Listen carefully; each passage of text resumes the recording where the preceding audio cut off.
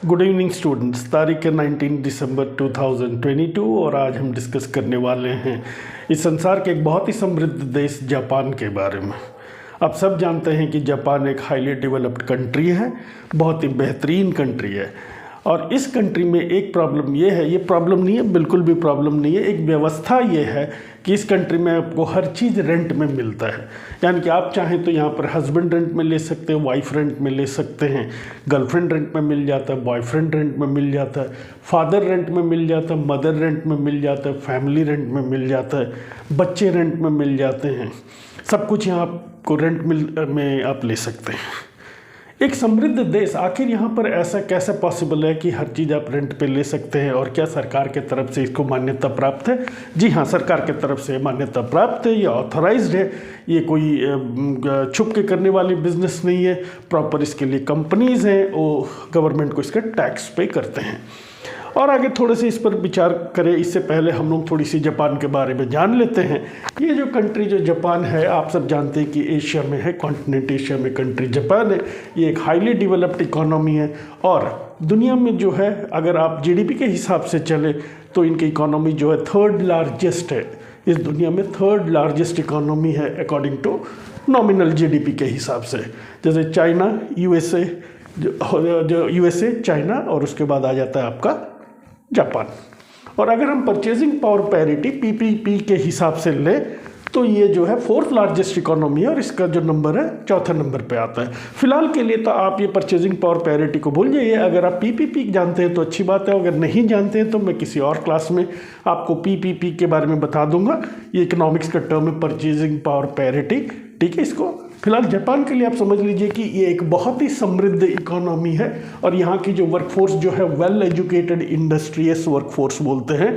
काफ़ी पढ़ी लिखी इनके लोग होते हैं। इनके वर्किंग क्लास जो है वो भी काफ़ी अच्छी पढ़ी लिखी है।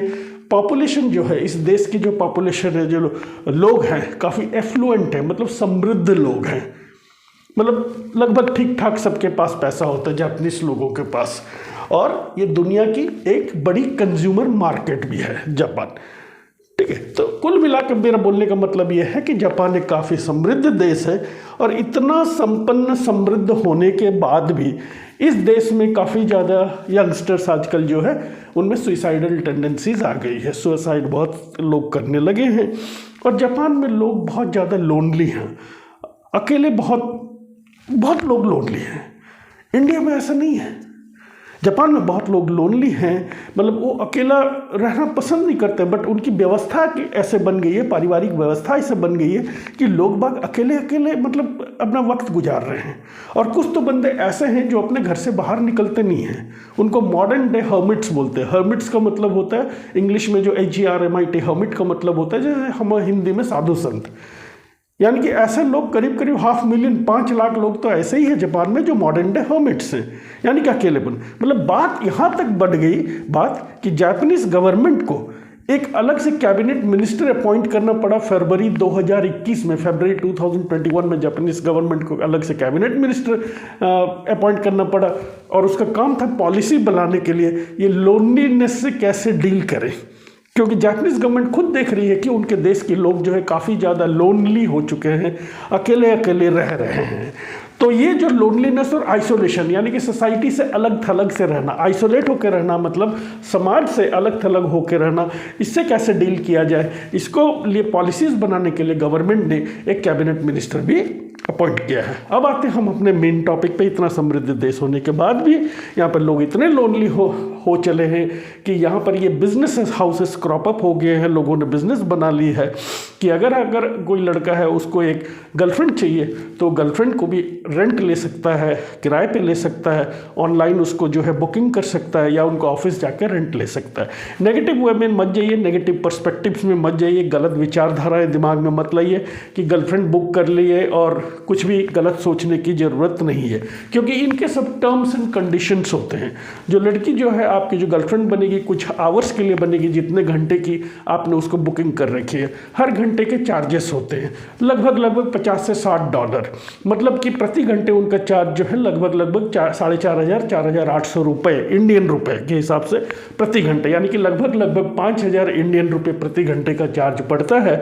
और वो आपके साथ जो है जाएगी, जितने मान लो आपने 2 घंटे के लिए उसको बुक किया है, आपके साथ बिल्कुल 2 घंटे का टाइम गुजारेगी जो गर्लफ्रेंड रहेगी आपके साथ। लेकिन वहाँ पर जो उनके जो टर्म्स एंड कंडीशंस है उनमें ऑलरेडी उनको बता दिया जाता है कि आप लोग सेक्लूडेड प्लेस यानी कि लोनली जगह पे जा नहीं सकते हैं, आप लोग कार के अंदर बैठ के घूम नहीं सकते हैं, ये सब चीज़ नहीं, यानी कि आपको पब्लिक प्लेस में रहना है, क्राउडेड प्लेस में रहना है, होटल्स में जा सकते हैं, ठीक है, बार्स में जा सकते हैं उनके साथ। जिस तरह कोई इंसान अपनी गर्लफ्रेंड को लेके जा सकता है, डिस्को में जा सकता है, वो जा सकते हैं। और सिर्फ 2 चीज़ें की अलाउड है कि पब्लिक प्लेस या कहीं पर भी आप अपना जो गर्लफ्रेंड का हाथ पकड़ के आप चल सकते हैं, या फिर यहाँ पर ऐसे हाथ पकड़ के ऐसे करके चल सकते हैं गर्लफ्रेंड। इससे ज़्यादा कोई चीज़ की परमिशन नहीं है। इसकी सिग्नेचर पहले से ही जिसने गर्लफ्रेंड बुक किया है उससे ले ली जाती है, उसका अप्रूवल ले लिया जाता है। इसीलिए आप इसको नेगेटिव तरीके से बिल्कुल ना लें, क्योंकि वहाँ के लोग लोनली हैं, इसीलिए उनको कुछ समय के लिए कंपनी चाहिए होता है। वहाँ के लोग बहुत ज़्यादा अकेलापन महसूस कर रहे हैं, तो वो गर्लफ्रेंड बुक किया अगर लड़के ने। उसी तरह अगर लड़कियाँ चाहें तो बॉयफ्रेंड बुक कर सकती हैं, लेकिन कोई भी लड़का उनके साथ कोई गलत हरकत नहीं कर सकता, बिल्कुल भी नहीं।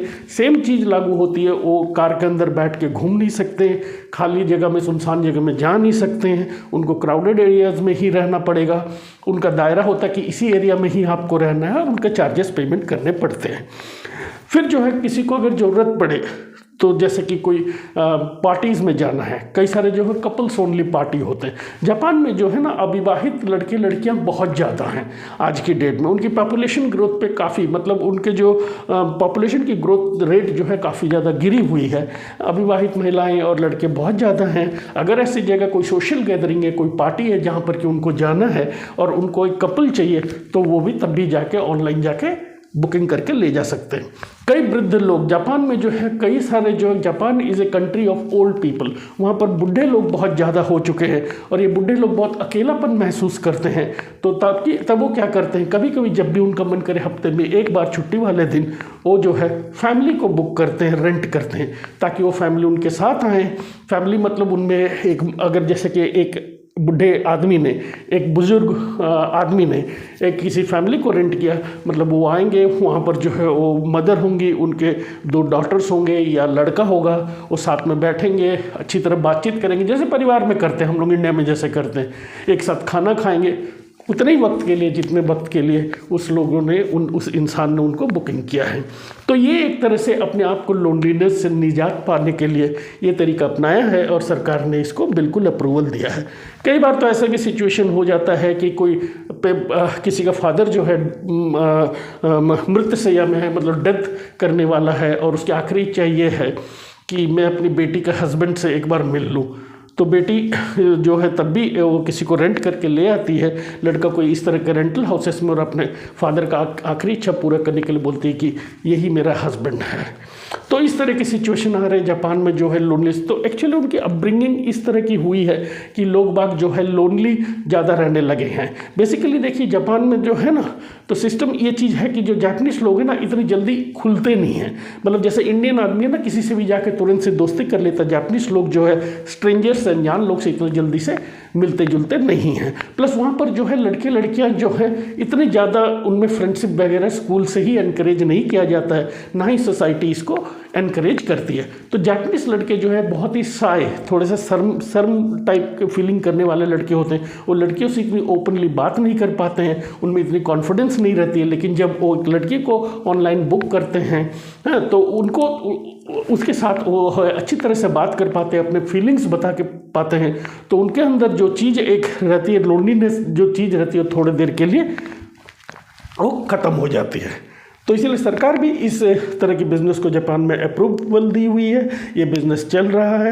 मैं उम्मीद करता हूँ कि जापान के सोशल स्ट्रक्चर में चेंजेस आए, और मैं उम्मीद करता हूँ कि जापानीज़ लोगों में ये सुसाइडल टेंडेंसी, सुसाइड वगैरह ना करें, और ये व्यवस्था जापान में है। और अगर कोई फॉरेनर भी जाता है जापान में तो वो भी रेंट कर सकते हैं जैसे जो चाहे, और आप हर चीज़ रेंट कर सकते हैं, गर्लफ्रेंड बॉयफ्रेंड से लेके ब्रदर सिस्टर, भाई बहन, मम्मी पापा, फैमिली, सब कुछ जापान में रेंट कर सकते हैं। Thank you for a patience listening. Have a great day and take care.